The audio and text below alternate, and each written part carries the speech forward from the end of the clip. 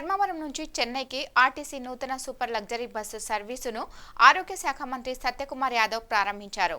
ఈ సందర్భంగా ఆయన మాట్లాడుతూ వ్యాపార కేంద్రమైన ధర్మవరం నుంచి చెన్నైకి ఒక కొత్త బస్సు సర్వీసు అవసరం ఉండేది. ఆ అవసరాన్ని తీర్చేలా పుట్టపర్తి, కదిరి, మదనపల్లె, తిరుపతి మీదుగా వెళ్లే ఈ బస్సును ఏపీఎస్ఆర్టీసీ ప్రవేశపెట్టింది. ధర్మవరం నుంచి చెన్నై వెళ్లే వ్యాపారస్తులకు, కార్గో సర్వీసులకు ఈ బస్సు సర్వీసు ఎంతో ఉపయోగకరంగా ఉంటుందని, అలాగే తిరుపతి, చెన్నైలో చదువుకునే వాళ్లకు, ఉద్యోగం చేసుకునే వాళ్లకు కూడా ఈ బస్సు ఉపయోగపడుతుందని ఆయన అన్నారు.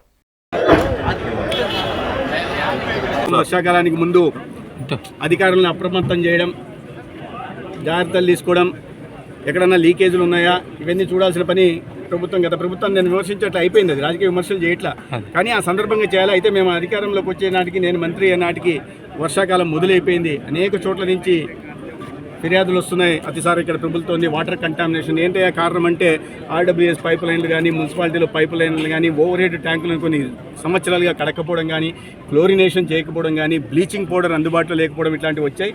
అయితే ప్రతి చోట క్లోరినేషన్ చేయాలని, బ్లీచింగ్ పౌడర్ అందుబాటులో ఉండాలని, ప్రతి చోట ఆసుపత్రిలో కావాల్సిన మందులు ఉండాలని, పరీక్షలు నిర్వహించాలని చెప్పడం జరిగింది. దీనిపైన లైన్ డిపార్ట్మెంట్తో అంటే ఆర్డబ్ల్యూఎస్ గారితోనూ, అదేవిధంగా మున్సిపాలిటీ మినిస్టర్ అయిన నారాయణ గారితో కూడా అధికారులతో కలిసి సమీక్ష నిర్వహించడం జరిగింది. అదేవిధంగా రాష్ట్ర ముఖ్యమంత్రి వాళ్ళు కూడా ఒక సమీక్ష తీసుకోవడం జరిగింది.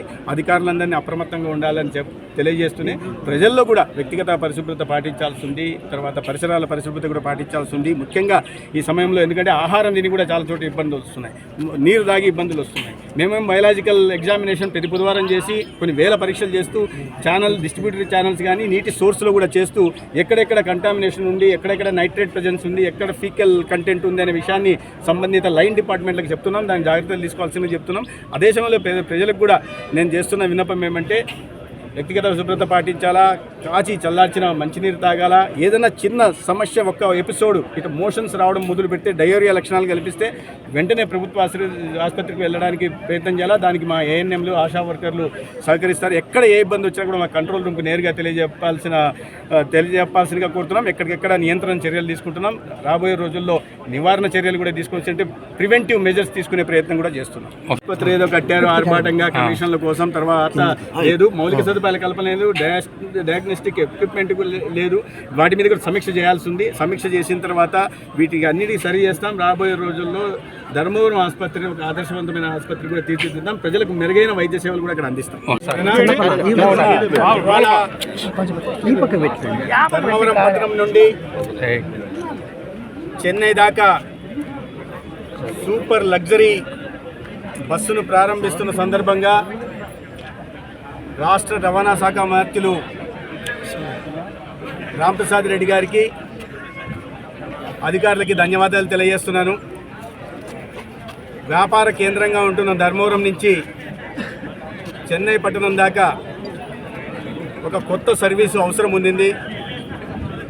అది పుట్టపర్తి, కదిరి, మదనపల్లి, తిరుపతి, పైగా చెన్నై చేరుతుంది. రాత్రి 8 గంటలకి ఇక్కడ బయలుదేరితే ఉదయం 6 గంటలకి, అదేవిధంగా అక్కడ 6 గంటలకు బయలుదేరి సాయంత్రం 7 గంటలకి వచ్చే విధంగా సర్వీస్ను ప్రారంభించడం జరిగింది ఇవాళ. దీని కారణంగా ఇక్కడి నుంచి అనేక వ్యాపార కార్యక్రమాల కోసం చెన్నై వెళ్ళే వ్యాపారస్తులు, ధర్మవరం వ్యాపార కేంద్రం చెన్నై వెళ్ళే వ్యాపారస్తులకి సౌకర్యవంతంగా ఉంటుంది. అదేవిధంగా కార్గో సర్వీసులను కూడా తీసుకెళ్ళడానికి అవకాశం ఉంటుంది. ముఖ్యంగా తిరుపతి దాకా ఇప్పటిదాకా కేవలం ఒకే ఒక సర్వీస్ ఉండగా ఈ ధర్మవరం చెన్నై సర్వీస్ తిరుపతి దాకా వెళ్ళడం చదువుకునే విద్యార్థులకి తిరుపతి విశ్వవిద్యాలయంలో, అదేవిధంగా చెన్నైలో ఉద్యోగాలు చేసుకునే వాళ్ళకి కూడా సౌకర్యవంతంగా ఉంటుంది. మరీ ముఖ్యంగా ఆన్లైన్లో టికెట్లు బుక్ చేసుకునే అవకాశం, తిరుమలకు సంబంధించి కూడా కలియుగ దైవం వెంకటేశ్వర స్వామిని దర్శనం చేసుకోవడం కోసం కూడా సందులు గొంతులు తిరుగుతున్న సందర్భంగా ఎక్కడ ఖాళీ స్థలాలు ఉన్నాయి గుర్తించడానికి వెళ్ళారా, ప్రజా సమస్యలు తీర్చడానికి వెళ్ళారా?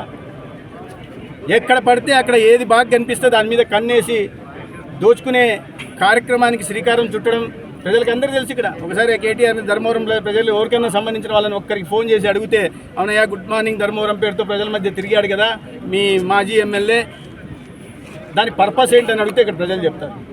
అందుకని ఇటువంటి మాటలు మాట్లాడుతున్నప్పుడు ఒకసారి ఆలోచించుకొని మాట్లాడాల్సిన అవసరం ఉంది. ప్రజల మధ్యలోకి ఎందుకు వెళ్తున్నాం, దోచుకోవడానికి వెళ్తున్నాం అనే విషయాన్ని పాపం ఇప్పటికైనా కేటీఆర్ అర్థం చేసుకుంటే మంచిది. ముఖ్యంగా 4 సంవత్సరాల క్రితం ఏదో జీడిపి గురించి, జిఎస్డిపి గురించి ఆయన ప్రసంగాలు ఇస్తుంటే నేను ఒక మాట చెప్పడం జరిగింది. అయ్యా, రాష్ట్ర జీడిపి పెరగట్లేదు, జిఎస్డిపి పెరగట్లేదు, మీ కుటుంబ జీడిపి పెరుగుతోంది అనే విషయాన్ని నేను చెప్పిన సందర్భంగా నా ట్విట్టర్ అకౌంట్ను బ్లాక్ చేశాడు. అంటే ఎటువంటి మనస్తత్వం ఉందో మనం అర్థం చేసుకోవాలి. ఒక రాజకీయ పార్టీకి సంబంధించిన ప్రత్యర్థులు మీరు చేసిన తప్పులను ఎత్తి చూపుతున్నప్పుడు బ్లాక్ చేయడం ఏంటి? చిన్నపిల్లల మనస్తత్వం ఉండాలా లేదా అహంకారమైన ఉండాలా? రాజకీయాల్లో మీరు చేసిన తప్పులను ఎత్తి చూపే ఇవాళ దాకా బ్లాక్ చేస్తుంది. అదే విషయాన్ని నేను ఇవాళ చెప్పడం జరిగింది. నువ్వు ఒక విమర్శని తీసుకోలేని వ్యక్తివి, ఎటువంటి అహంకారపూరిత ధోరణితో ఉంటున్నారో, ఎటువంటి మీ అవినీతిని ఎత్తి చూపామనే కదా. కాబట్టి మీరు అదే ఒకే జాతి పక్షులందరూ ఇవాళ ఒక చోట చేరారు. ప్రజలను దోచుకోవడమే లక్ష్యంగా తెలంగాణలో బీఆర్ఎస్ పార్టీ, ఆంధ్రప్రదేశ్లో జగన్మోహన్ రెడ్డి పార్టీ, దాంట్లో ఇంకో చిన్న ప్లేయరు కేతిరెడ్డి, వీళ్ళందరూ కలిసి ఇప్పుడు దొంగలంతా ఒక చోట చేరి పాపం ఒకరినొకరు ఓదార్చి సర్టిఫికేట్లు ఇచ్చుకుంటున్నారు. సర్టిఫికేట్ ఆయన మంచోడు, ఈయన తిరిగాడు, ఆయన తిరిగాడు. ప్రజలు నవ్వుతున్నారు మిమ్మల్ని చూసి. మిమ్మల్ని అందరూ అందుకని ప్రజలు మిమ్మల్ని అందరినీ మూకుమ్మడిగా కలిసి కట్టిగా ప్రజలు మిమ్మల్ని ఓడించారు, గుణపాఠం నేర్పారు. ఒకరికొకరు సర్టిఫికేట్లు ఇచ్చుకుంటా, ఒకరినొకరు ఓదార్పు యాత్ర చేస్తే 5 సంవత్సరాలు మీరు దూరంగా ఉంటే ప్రజా జీవన స్రవంతికి ప్రజలందరూ కూడా సంతోషంగా ఉన్నారు. ఆంధ్రప్రదేశ్లో ఒక ప్రజాప్రభుత్వం ఏర్పడింది. ప్రజల సంక్షేమం కోసం, రాష్ట్ర అభివృద్ధి కోసం పరితపించే ప్రభుత్వం ఏర్పడింది. తలసరి అప్పును కాకుండా తలసరి ఆదాయాన్ని పెంచే ప్రజాప్రభుత్వం వచ్చింది. కేంద్రంలో, రాష్ట్రంలో ఎన్డీఏ ప్రభుత్వాలు. ఆంధ్రప్రదేశ్కి మంచి రోజులు వచ్చాయి.